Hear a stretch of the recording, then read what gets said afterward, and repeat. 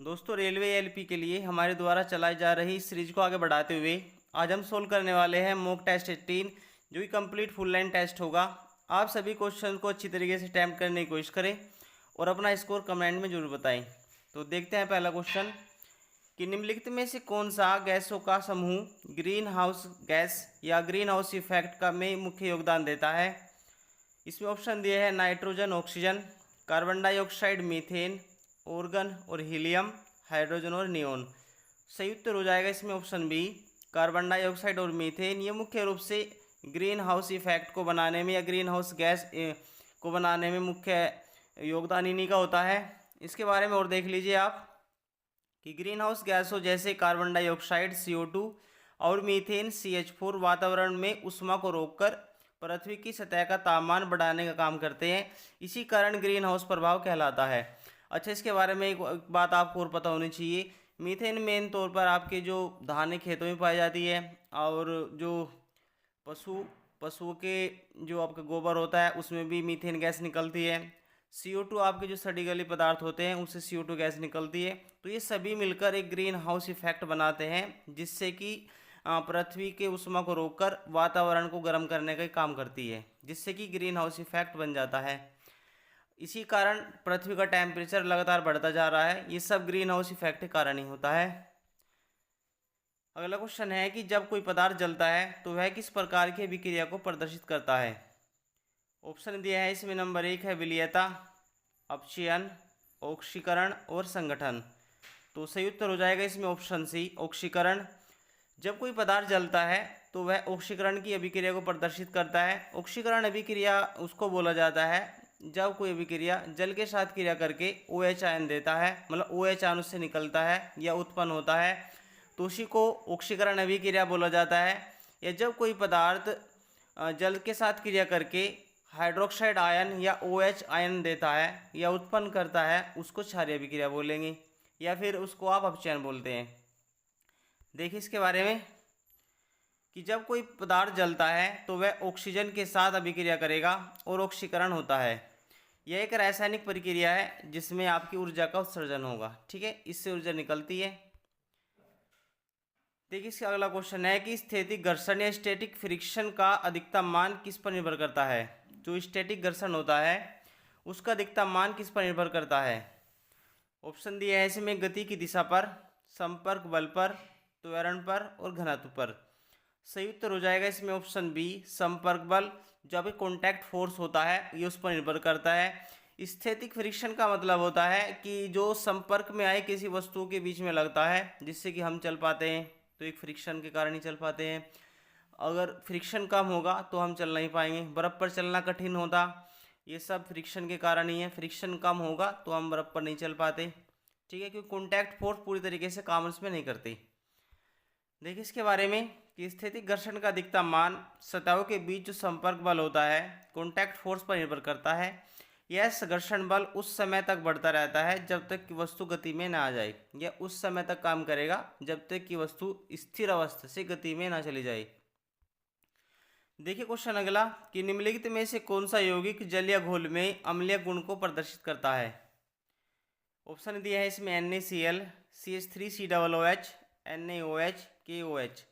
सही उत्तर हो जाएगा ऑप्शन बी, CH3COOH। ये आपका सिरका या एसिडिक एसिड का भी रासायनिक सूत्र इसी को बोला जाता है, क्योंकि यह यौगिक जल अगर इसको जल में घोला जाता है तो एक अम्लीय गुण को प्रदर्शित करेगा।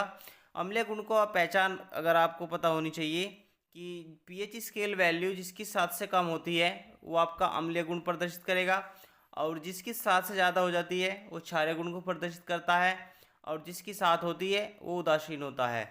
और एक होते हैं अम्ल भी दो प्रकार के होते हैं, एक प्रबल अम्ल होते हैं, एक दुर्बल अम्ल। तो प्रबल अम्ल उनको बोला जाता है जिनकी pH स्केल वैल्यू 0 से 2 तक होती है। जो आपके 0 से लेकर 2 तक होते हैं वे सभी आपके मजबूत अम्ल या प्रबल अम्ल की कैटेगरी में आते हैं। ठीक है, तो इसका राइट आंसर हो जाएगा ऑप्शन बी कि एसिटिक एसिड CH3COOH जलीय घोल में हाइड्रोजन आयन का उत्सर्जन करते हैं, जिससे यह अम्लीय गुण को प्रदर्शित करता है। एसिटिक एसिड को सिरका भी बोला जाता है। क्वेश्चन अगला है कि वायुमंडल में जब जलवाष्प की उपस्थिति होती है तो वायुमंडलीय दबाव पर क्या प्रभाव पड़ता है। देखिए वायुमंडल में जब जलवाष्प की उपस्थिति होगी तो वायुमंडलीय दबाव पर या एटमॉस्फेरिक प्रेशर पर क्या इफेक्ट पड़ता है। तो ऑप्शन दिया है इसमें, दबाव बढ़ता है, दबाव घटता है, दबाव स्थिर रहता है या दबाव में कोई परिवर्तन नहीं होता। तो इसमें एक क्वेश्चन दिया है कि वायुमंडल में जलवाष्प की उपस्थिति ज़्यादा हो जाएगी तो वायुमंडल इफेक्ट पर क्या प्रभाव पड़ेगा। तो आपका प्रेशर घट जाएगा। Option B is right answer. देखिए इसके बारे में कि जलवाष्प वायु से हल्की होती है। जो जलवाष्प होती है वो वायु से हल्की होती है। जब वायुमंडल में जलवाष्प की मात्रा घट बढ़ती है तो अन्य गैसों का स्थान वो ले लेती है, जिसके कारण वायुमंडलीय दबाव कम होता है, क्योंकि जलवाष्प जो होती है वो वायु से काफ़ी हल्की होती है। क्वेश्चन अगला है कि स्थिर वैद्युत क्षेत्र इलेक्ट्रोस्टैटिक फील्ड की दिशा किसके द्वारा निर्धारित की जाती है। जो स्थिर वैद्युत क्षेत्र होता है इलेक्ट्रोस्टैटिक फील्ड, उसकी दिशा किसके द्वारा निर्धारित की जाती है। धन आवेश पॉजिटिव चार्ज, ऋण आवेश नेगेटिव चार्ज, या चुंबकीय बल रेखाएं या विद्युत धारा। तो सही उत्तर हो जाएगा इसमें ऑप्शन ए, धन आवेश पॉजिटिव चार्ज के द्वारा उनकी डायरेक्शन को शो किया जाता है। जो आपके स्थिर वैद्युत क्षेत्र होते हैं या इलेक्ट्रोस्टैटिक फील्ड होता है वो पॉजिटिव चार्ज के द्वारा उनकी डायरेक्शन को निर्धारित किया जाता है। देखिए इसके बारे में कि स्थिर वैद्युत क्षेत्र की दिशा धनावेश से ऋणावेश की ओर होती है, पॉजिटिव से नेगेटिव क्षेत्र की ओर ही चलता है। इसे ही विद्युत क्षेत्र रेखाओं के द्वारा दर्शाया जाता है। जो आपके चुंबकीय बल रेखाएं होती है, विद्युत क्षेत्र रेखाएं होती है, वे आपके पॉजिटिव टू नेगेटिव ही ग्रो करती है या फ्लो करती है। क्वेश्चन अगला है कि निम्नलिखित में से कौन सी प्रक्रिया के द्वारा ऑक्सीजन का उत्पादन होता है। श्वसन, प्रकाश संश्लेषण, नाइट्रोजन चक्र और अपघटन चक्र। तो सही उत्तर हो जाएगा इसमें ऑप्शन बी, प्रकाश संश्लेषण, फोटोसिंथेसिस के द्वारा ही श्वसन के द्वारा ऑक्सीजन का उत्पादन किया जाएगा। देखिए जब पेड़ पौधे प्रकाश संश्लेषण की क्रिया के दौरान भोजन ग्रहण करते हैं तो वे ऑक्सीजन को ग्रहण करते हैं, कार्बन डाइऑक्साइड को ग्रहण करते हैं और ऑक्सीजन को छोड़ते हैं। तो उसी के द्वारा एक फोटोसिंथेसिस प्रक्रिया में ही ऑक्सीजन उत्पादन होगी, क्योंकि पेड़ पौधे कार्बन डाइऑक्साइड को ग्रहण करते हैं और ऑक्सीजन को छोड़ते हैं। देखिए इसके बारे में प्रकाश संश्लेषण की प्रक्रिया में पौधे कार्बन डाइऑक्साइड और पानी का उपयोग करके सूर्य के प्रकाश की उपस्थिति में ग्लूकोज और ऑक्सीजन का उत्पादन करते हैं। कि ग्लूकोज को क्या करते हैं, ग्लूकोज को ग्रहण करते हैं और ऑक्सीजन को छोड़ते हैं। क्वेश्चन अगला है कि रेडियोधर्मी पदार्थ है, उसमें आपको दिया गया है रेडियो एक्टिव सब्सटेंसेस से निकलने वाली किरणें क्या होती है। जो रेडियोधर्मी पदार्थ होते हैं उनसे निकलने वाली किरणें कैसी होती है। अल्फा किरणें, बीटा किरणें, गामा किरणें, उपरोक्त सभी। तो सही उत्तर हो जाएगा इसमें ऑप्शन डी, उपरोक्त सभी, क्योंकि रेडियोधर्मी पदार्थों से अल्फा किरणें भी निकलती है, बीटा और गामा किरणें भी निकलती है। देखिए इसके बारे में कि रेडियोधर्मी पदार्थ जैसे अल्फा किरणें होती हैं इनको हीलियम नाभिक बोला जाता है, बीटा किरणें जिनको इलेक्ट्रॉन्स या पॉजिट्रॉन्स बोला जाता है, गामा किरणें जिनमें ऊर्जा का उच्च ऊर्जा वाला रूप होता है उत्सर्जित कर सकते हैं। तो जो रेडियोधर्मी पदार्थ होते हैं उनमें अल्फा किरणें, क्योंकि अल्फा किरणों को हीलियम नाभिक बोला जाता है, और जो बीटा किरणें होती है उनको इलेक्ट्रॉन्स या पॉजिट्रॉन्स बोलते हैं, और गामा किरणों को बोला जाता है ऊर्जा का उच्चतम रूप, जो हाई लेवल होता है ऊर्जा का, उसको बोला जाता है गामा किरणें। ठीक है। क्वेश्चन अगला है कि तरंग की आवर्ती फ्रीक्वेंसी का एसआई मात्रक क्या है, या एसआई यूनिट क्या है इसकी। हर्ट्ज, वोल्ट, न्यूटन या पास्कल। सही उत्तर हो जाएगा ऑप्शन ए, हर्ट्ज। तरंग की आवर्ती या फ्रीक्वेंसी की एसआई यूनिट होती है हर्ट्ज। हर्ट्ज में इसको मापा जाता है। देखिए इसके बारे में, आवर्ती की एसआई यूनिट होती है हर्ट्ज, जो प्रति सेकंड तरंगों की संख्या को दर्शाती है, क्योंकि एक हर्ट्ज का अर्थ होता है एक तरंग प्रति सेकंड। देखिए इसके बारे में कि निम्नलिखित में से कौन सी प्रक्रिया प्लाज्मा अवस्था में घटित होती है। इसमें दिए हैं दहन, कंजप्शन, आयनन, आयनाइजेशन, संघनन, कंडेंसेशन या गलन, मेल्टिंग। तो इसमें से उत्तर हो जाएगा आपका ऑप्शन बी, आयनन। देखो आयनन एक ऐसी प्रक्रिया होती है जिसके द्वारा कोई भी प्रक्रिया एक प्लाज्मा अवस्था में आ सकती है। प्लाज्मा अवस्था का मतलब होता है कि एक हाई टेम्परेचर होता है जिसके कोई वस्तु पिघल कर एक द्रव अवस्था में आती है, तो ये क्या होता है, आयनन प्रक्रिया के द्वारा ही होता है। देखिए इसके बारे में कि प्लाज्मा अवस्था तब उत्पन्न होती है जब गैस के अणु अत्यधिक ऊष्मा के कारण आयनित हो जाते हैं। क्योंकि प्लाज्मा अवस्था तब उत्पन्न होगी जब गैस के अणु अत्यधिक उष्मा के कारण या ज़्यादा हीट के कारण आयन होता है, जिससे इलेक्ट्रॉन अलग हो जाते हैं और एक ऊर्जा वाली अवस्था बनती है। ठीक है, जिससे कि आपके इलेक्ट्रॉन अलग हो जाएंगे और उच्च ऊर्जा वाली अवस्था बन जाती है। कि लिक्विड में भी होता है, क्योंकि प्लाज्मा जब बनता है करीब 15,000 डिग्री सेल्सियस जब होता है तो प्लाज्मा अवस्था बनने लगती है, क्योंकि टेम्परेचर ज़्यादा होता है, हीट ज़्यादा होती है उस टाइम पे भी। क्वेश्चन अगला है कि किसी गैस का आयनन या आयतन वॉल्यूम स्थिर तापमान पर दोगुना कर दिया जाए तो उसका दाब पर क्या प्रभाव पड़ेगा। देखिए, जब किसी गैस का आयतन स्थिर हो जाए और तापमान दोगुना कर दिया जाए तो उसके प्रेशर पर क्या प्रभाव पड़ता है। तो दाब आधा हो जाएगा, दाब दोगुना हो जाएगा, दाब स्थिर रहेगा, दाब चौगुना हो जाएगा। तो इसका सही उत्तर हो जाएगा ऑप्शन ए, दाब आधा हो जाएगा। देखिए, जब किसी गैस का आयतन आप स्थिर तापमान पर दोगुना कर देते हैं तो उसका प्रेशर इसका आधा हो जाएगा। ठीक है, देखिए इसके बारे में कि बॉयल का नियम क्या कहता है कि यदि तापमान स्थिर रखा जाता है तो गैस का दाब और आयतन एक दूसरे के व्युत्क्रमानुपाती होगा।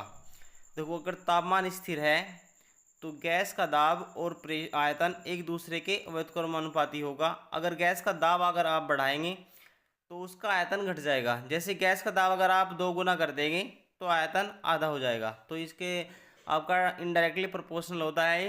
किस कंडीशन में, जब आपका टेम्परेचर स्थिर रहे। यदि तापमान 2 गुना हो जाता है तो दाब उसका आधा हो जाएगा। देखिए, अगला क्वेश्चन है कि विद्युत चुंबकीय तरंगों या इलेक्ट्रोमैग्नेटिक वेव्स की गति किस माध्यम में सबसे अधिक होगी। जो विद्युत चुंबकीय तरंगें होती है तो उनकी गति सबसे ज़्यादा किस माध्यम में होती है। जल, वायु, कांच, निर्वात। सही उत्तर हो जाएगा ऑप्शन डी, निर्वात। क्योंकि प्रकाश भी एक विद्युत चुंबकीय तरंगे ही होती है और प्रकाश की गति सबसे ज़्यादा निर्वात में होती है। निर्वात मतलब वायु में। देखिए इसमें कि विद्युत चुंबकीय तरंगों की गति सबसे ज़्यादा निर्वात में होती है, जो कि प्रकाश में अगर आप देखें तो 3 × 10⁸ होती है। अन्य माध्यमों में इसकी गति कम होती जाती है। क्वेश्चन अगला है कि रक्त में ग्लूकोज के स्तर को नियंत्रित करने वाला हार्मोन कौन सा होता है। जो हमारी बॉडी में रक्त होता है, ब्लड, उसके ग्लूकोज के स्तर को कंट्रोल करने वाला हार्मोन कौन सा होता है। तो इंसुलिन, थायरोक्सिन, एड्रेनल या प्रोजेस्टेरोन। सही उत्तर हो जाएगा इसमें ऑप्शन ए, इंसुलिन। इंसुलिन का काम ही होता है रक्त में ग्लूकोज के स्तर को कंट्रोल करना। इसमें देखिए आप कि इंसुलिन एक प्रकार का हार्मोन है जो अग्नाशय पैनक्रियाज द्वारा स्रावित होता है और रक्त में ग्लूकोज के स्तर को नियंत्रित करने का काम भी करता है। क्योंकि इंसुलिन एक हार्मोन है जो कि अग्नाशय के द्वारा स्रावित होता है और ग्लूकोज के स्तर को नियंत्रित करने का काम करता है। यह ग्लूकोज को कोशिकाओं में परिवर्तित करके ऊर्जा में बदलने का काम करता है। ठीक है, तो इसके 2-3 काम इंपॉर्टेंट है, क्योंकि एक तो अग्नाशय को के द्वारा स्रावित होगा, दूसरा एक हार्मोन भी होता है, तीसरा काम इसका होता है कि ग्लूकोज में रक्त के स्तर को या रक्त में ग्लूकोज के स्तर को कंट्रोल करने का काम ही करता है, जिससे कि ऊर्जा परिवर्तित होकर को उस कोशिका में बदले। देखिए, अगला क्वेश्चन है कि अम्लीय वर्षा, एसिड रेन किसके कारण होती है।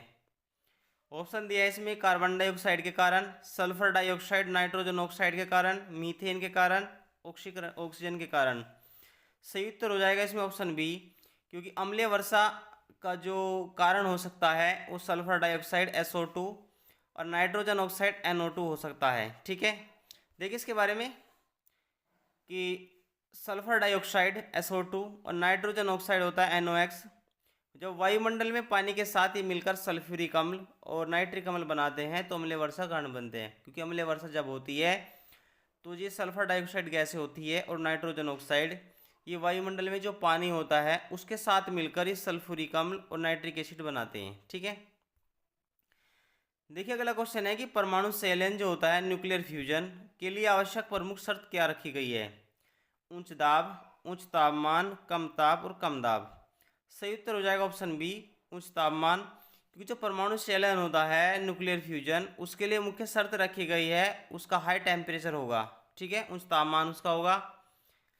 इसमें देखिए कि परमाणु संलयन के लिए अत्यधिक उच्च तापमान की आवश्यकता होती है, जिससे 2 हल्के नाभिक जैसे हाइड्रोजन हो सकता है एक साथ मिलकर एक भारी नाभिक जैसे कि हीलियम हो सकता है बनाते हैं और इस प्रक्रिया में ऊर्जा का उत्पादन होता है। तो परमाणु संलयन का मतलब होता है कि एक अत्यधिक उच्च तापमान के इसके लिए आवश्यकता होगी, जिसमें 2 हल्के नाभिक होंगे हाइड्रोजन के, दो भारी नाभिक हो गए हीलियम के, जब इसको बनाते हैं तो ऊर्जा का उत्पादन होता है। देखिए क्वेश्चन अगला है कि सजीव कोशिका के ऊर्जा का मुख्य स्रोत क्या है। एक सजीव कोशिका होती है, उसकी ऊर्जा का मुख्य स्रोत क्या होता है? तो डीएनए, एटीपी, आरएनए, प्रोटीन।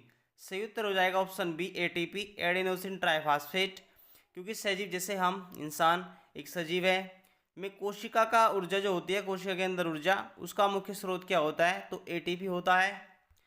इसमें देखें आप कि एटीपी एडेनोसिन ट्राइफॉस्फेट कोशिका के ऊर्जा मुद्रा के रूप में काम करता है। यह ऊर्जा का संग्रहण करके संचरण करता है, जिससे कोशिका को आवश्यक ऊर्जा मिलती रहती है, जिसे ग्लूकोज के रूप में स्टोर होती रहती है। क्वेश्चन अगला है कि प्रकाश का अपवर्तनांक रिफ्रैक्टिव इंडेक्स किस बात पर निर्भर करता है? माध्यम की घनत्व पर, प्रकाश की आवृत्ति पर, माध्यम के तापमान पर, उपरोक्त सभी पर।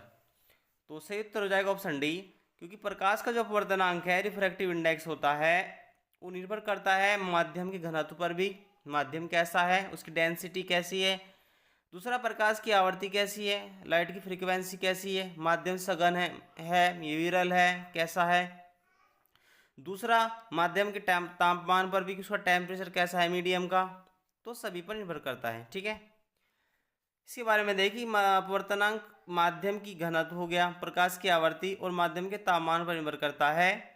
यह दर्शाता है कि प्रकाश एक माध्यम से जब दूसरे माध्यम में जाएगा तो प्रकाश क्या समय के किस प्रकार झुकता है। ठीक है, उस पर डिपेंड करता है ये, क्योंकि जब प्रकाश एक माध्यम से दूसरे माध्यम में जाता है तो ऑब्वियसली वो झुक जाता है। अच्छा, अगला क्वेश्चन है कि निम्नलिखित में से कौन सा तत्व मानव शरीर में सबसे अधिक मात्रा में पाया जाता है? कार्बन, ऑक्सीजन, हाइड्रोजन और कैल्शियम। सही उत्तर हो जाएगा ऑप्शन बी ऑक्सीजन। मानव शरीर के अंदर सबसे ज़्यादा मात्रा में पाए जाने वाला तत्व होता है ऑक्सीजन। ठीक है, देखिए इसमें मानव शरीर में ऑक्सीजन सबसे अधिक मात्रा में पाया जाता है, क्योंकि यह जल और जैविक अणुओं जैसे प्रोटीन हो गया, डीएनए हो गया, का एक प्रमुख घटक भी माना जाता है। क्योंकि हमारे शरीर के अंदर जल और जैविक अणुओं में आपके प्रोटीन और जैविक डीएनए जो होते हैं वो मुख्य रूप से काम करते हैं। क्वेश्चन अगला देखें कि कौन सा तत्व अर्धचालक या सेमीकंडक्टर के रूप में काम करता है? तांबा, एल्युमिनियम, सिलिकॉन और लोहा। सही उत्तर हो जाएगा ऑप्शन सी सिलिकॉन। सिलिकॉन एक अर्धचालक होता है। अर्धचालक उसको बोलते हैं जिसके अंदर चालक और अचालक दोनों के गुण प्रदर्शित होते हैं। ठीक है, उसको अर्धचालक बोलते हैं। ये होता है आपका सिलिकॉन।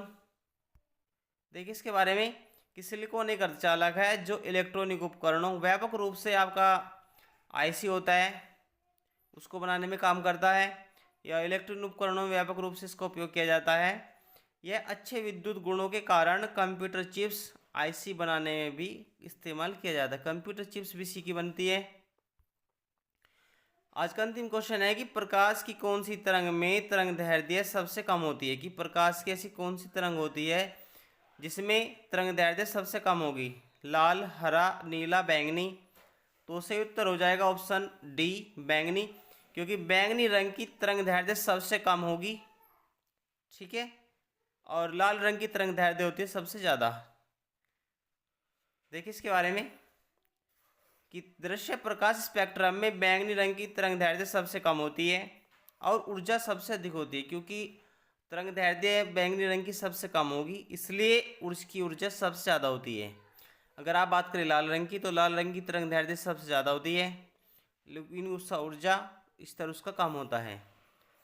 आप सभी क्वेश्चंस को अटेम्प्ट करने की कोशिश करें और अपना स्कोर कमेंट में जरूर बताएं। मिलते हैं अगले सेशन में।